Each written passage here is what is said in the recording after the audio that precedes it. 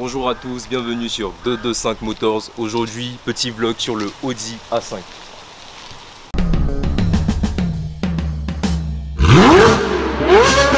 Alors, je suis à bord du Audi A5. On a un petit bip pour nous annoncer qu'on dépasse certaines vitesses. Bon, ça, c'est pas bien méchant. Alors, Audi A5, première génération, phase 2. Alors, voiture très statutaire que j'aime beaucoup. Voilà, avec un coloris, un beau coloris noir. Franchement, pour l'extérieur, c'est vraiment le type de voiture que j'aime, d'autant plus qu'elle a un centre de gravité qui est assez bas, il faut reconnaître. Vous voyez, franchement, niveau motorisation, on a un bon agrément, voilà, avec le petit turbo qu'elle a. Donc, on a un 4 cylindres turbo qui développe environ 170 chevaux, mais c'est vraiment le couple qui est présent. On a 320 Nm de couple sur le véhicule, donc franchement c'est quelque chose de vraiment pas mal. Voilà. Alors pour revenir sur l'aspect esthétique de la voiture, l'extérieur, franchement, comme je vous disais, c'est une voiture qui est très basse avec de grosses jantes.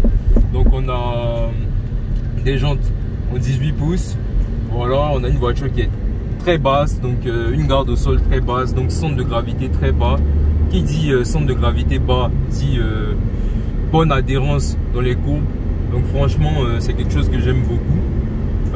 C'est pas seulement esthétique, mais c'est un côté aussi pratique d'avoir un centre de gravité bas. Même si au niveau du visuel, ça rend bien d'avoir une voiture couchée comme ça. Surtout qu'elle est noire. Elle a cet aspect là de sportback, donc cet aspect coupé là qu'on peut avoir à l'arrière avec son haillon. Donc je peux dire que pour avoir fait les derniers A7, je pense, ou les avant-derniers, ouais, les avant-derniers A7, franchement c'est un mini A7, j'ai l'impression. Voilà, c'est vraiment un mini A7 et Audi c'est une marque que j'aime beaucoup. Voilà, c'est pas forcément joueur comme une BM ou autre, mais on a vraiment ce côté très carré. Elle accroche vraiment au bitume. Voilà, elle ne décroche vraiment pas. C'est-à-dire ça attrape, mais ça attrape bien, quoi. Voilà. Alors toujours pour parler d'aspect esthétique extérieur de la voiture, il faut préciser qu'on a une belle calandre comme ça. Franchement, calandre Audi, j'aime bien. Comme je disais, c'est une voiture qui ressemble beaucoup à une A7, comme j'en avais déjà fait. Pour ceux qui n'ont pas vu la vidéo de la A7 ou bon, le RS7 c'est autre chose, mais bon, disons pour une A7, allez-y voir. Et déjà, même si c'était une motorisation diesel, aujourd'hui on est sur un A5 en essence, donc très bon agrément quand même. On a beaucoup de couple, voilà, surtout à bas régime. Donc le turbo, ça doit être un petit turbo, ça doit pas être un, voilà, parce que c'est vraiment à bas régime qu'on ressent le souffle du turbo. On a 320 Nm, donc voilà, ça bouge bien. Voilà. Et comme je vous disais, l'aspect esthétique j'aime bien. D'ailleurs, pour parler d'aspect esthétique, on peut parler de l'intérieur. On a un volant 3 branches gainé de cuir, donc j'aime beaucoup. On a un peu de piano black dedans, on a vraiment les petites touches, tout ça. Déjà pour des voitures de ces années là, donc des 2013, 2014, parce que la phase 2 des premières générations de A5 a commencé en 2012, donc de 2012 jusqu'à 2016. La phase 1 a commencé en 2000, je sais plus exactement, mais en tout cas elle a pris fin en 2012. Voilà, donc elle a commencé un peu avant les années 2008, je pense, et elle s'est terminée en 2012. Et ensuite on a eu les phases 2 comme ça, on a commencé sur les années 2012 jusqu'à 2016. Et ensuite on a la deuxième génération maintenant carrément de Audi A5. Donc franchement, dans cette configuration j'aime beaucoup. Volant gainé de cuir, écran de navigation quand même qui date d'il y a quelques années, mais qui est toujours au goût du jour. Donc franchement, ça c'est le savoir-faire allemand, la qualité et l'ingénierie allemande qui parle. On a cette matière chromée, on a ce petit pommeau. D'ailleurs, on a un mode sport comme ça pour passer les vitesses soi-même, donc c'est quelque chose de vraiment pas mal. Franchement, quand on est assis dans la voiture, on se sent vraiment pas. En tout cas, quand tu vois la voiture arriver à l'extérieur, pourtant quand tu es à l'intérieur, tu as une très bonne visibilité, tu vois, tu as une bonne position assise, tu as des sièges tissu confort. Bon, ça c'est en option, hein. C'est-à-dire que si tu veux avoir du cuir, plus d'options, bah, il faut payer un peu plus. Celle-là n'est pas tant optionnée que ça. On n'a pas de toit ouvrant même, bon, c'est un peu dommage, mais franchement, j'aime bien, franchement. Le bon agrément, franchement, c'est une bonne citadine à mon goût. Voilà, vous voyez, il suffit de solliciter un peu. Tu te demandes, et comme je vous disais, disais, un aspect qui est toujours bien avec les Audi hautes. Ce petit aspect, bon là on a fait un petit bond là, c'est tranquille. Ça aurait été par exemple une BM ou une propulsion, on aurait bondi comme ça, même vous aurez eu un peu l'arrière qui aurait chassé un peu. Mais là, elle est passée dessus, elle est restée vraiment droite, ça accroche toujours très rigoureux. Voilà, c'est un châssis très rigoureux, c'est une conduite très rigoureuse, c'est une voiture qui est fiable aussi. Voilà, merci monsieur de nous couper la route, c'est très intelligent de votre part. Bon voilà, alors je vais essayer de la lancer un tout petit peu. D'abord, il y a des petites infos que je vous ai pas données. C'est une voiture qui pèse un peu moins d'une tonne 5. Pour un coffre quand même assez grand, donc 480 litres ça va.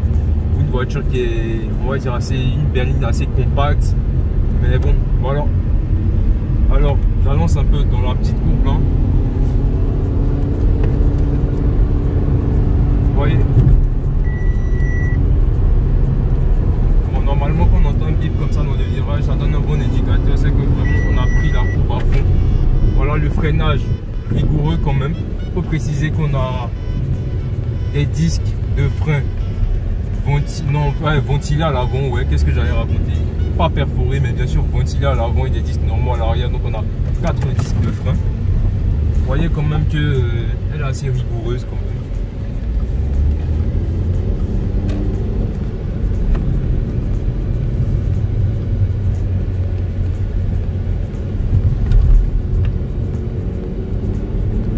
Bon, je la passe en mode sport. Vous voyez, là c'est moi qui gère les vitesses. Tout de suite on la sent monter un peu plus dans les tours. D'ailleurs, il faut préciser qu'elle route à 6000 tours minute. Donc c'est bien, c'est carré. Vous voyez, pas mal. Donc en mode sport, elle monte légèrement un peu plus dans les tours, voilà. Mais c'est pas la voiture qui va te laisser vraiment aller dans la zone rouge. Donc bon, on peut comprendre, préserver un peu tout ce qui est moteur, etc. Vous voyez, on aborde un peu la courbe comme ça. Donc quelque chose de pas mal. Le freinage toujours très bien. Là, sur deux gros freinages comme ça, on serait sur une grosse berline de chez Mercedes. Je vous dis les amis, on aurait perdu les freins. Par exemple sur un E550, un E400, ce genre de véhicule là. Déjà après deux gros freinages avec sous cette chaleur là, on aurait la pédale qui descendrait quasiment au plancher. On entendrait comme du vent là. Mais là, voilà, c'est bien maîtrisé. Le rapport poids-puissance est bien maîtrisé. Voilà. Ils ont tendance par contre chez la concu, chez Mercedes par moment, à aller dans des excès, des berlines un peu trop lourdes, avec des freins qui ne tiennent, des freins perforés qui avec le temps commencent à vraiment être, à ne plus être vraiment efficaces. Mais là, ils n'ont pas mis trop de puissance. On a moins de 200 chevaux pour 305 Nm. Voilà pour cette motorisation en tout cas, parce que sur le A5 on a différentes motorisations. On a même un V8 qui peut aller jusqu'à 450 chevaux et tout ça. Donc on a le 4 cylindres chevaux, on a le V6 en diesel, on a même le V8 essence, tout ça. Bon, là on est vraiment sur la A5 de base, donc celle qui a le 4 cylindres chevaux. Et franchement, je pense que pour une utilisation quotidienne, c'est vraiment celle-là qui est bien. C'est vraiment celle-là que moi je recommanderais. Voilà. Maintenant, si on va aller dans des délires un peu plus poussés, franchement, je pense que le A5 en V8 là, avec les 4 roues motrices, ça doit avoir des décollages de fusée, hein, franchement. Vous voyez, correct, bon agrément moteur. C'est pas une voiture qui est à vendre, voilà, donc je la ménage un peu. Voilà, c'est un véhicule, c'est un daily, c'est un véhicule du quotidien. Voilà, on va pas venir la fatiguer, voilà. C'est juste de vous montrer un peu, franchement, de partager avec vous mon appréciation de ce véhicule, parce que franchement c'est un véhicule que j'aime bien, en tout cas pour une utilisation quotidienne. C'est légèrement puissant, ça ne manque pas de puissance et il n'y a pas trop de puissance, voilà. En ville tu peux faire n'importe quel petit déplacement tranquille, tu peux prendre des grandes voies, bombarder, le turbo à bas régime va vite lancer la voiture. Après elle sera un peu moins rapide, mais en tout cas pour les décollages assez rapides, les 0 à 80, les 0 à 100, franchement elle est parfaite, voilà. et elle ne pèse pas vraiment, comme je vous le disais.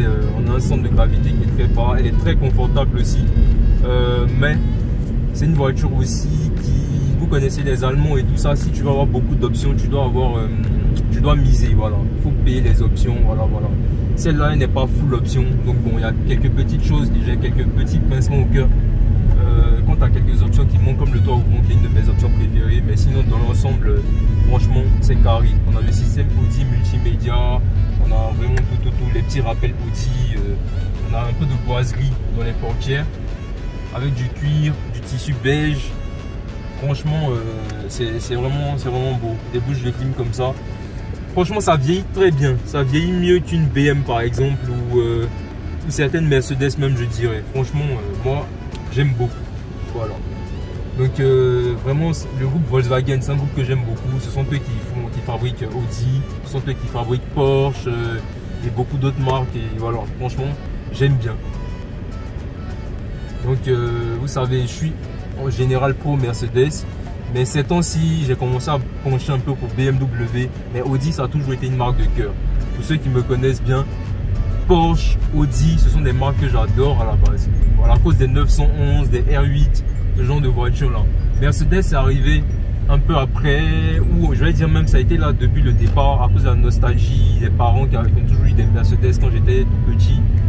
Mais dans l'ensemble, personnellement, si je devais avoir on va dire 4 allemandes, pour moi ça serait Audi, Mercedes et peut-être une petite BM pour s'amuser un peu le week-end, voilà. Et la Porsche bien sûr, vous connaissez, hein. Voilà. Alors c'est un peu mon petit vlog, ma petite vidéo à bord du A5. C'est pas vraiment une présentation complète, etc. Bon voilà, mais c'est juste mon petit ressenti, voilà, que je partage avec vous. Donc c'est un peu ça aussi le but, d'avoir une communauté comme ça de passionnés, voilà. Et n'hésitez pas à me dire ce que vous en pensez dans les commentaires, voilà. Et merci, très récemment on a passé le cap des 1000 abonnés. Continuons d'évoluer comme ça ensemble et on forme une communauté. Au début, la chaîne était à moi toute seule. Aujourd'hui, c'est la chaîne de la communauté. Donc, c'est notre chaîne à nous. Je vous dis merci d'avoir suivi cette vidéo. À très bientôt et ciao.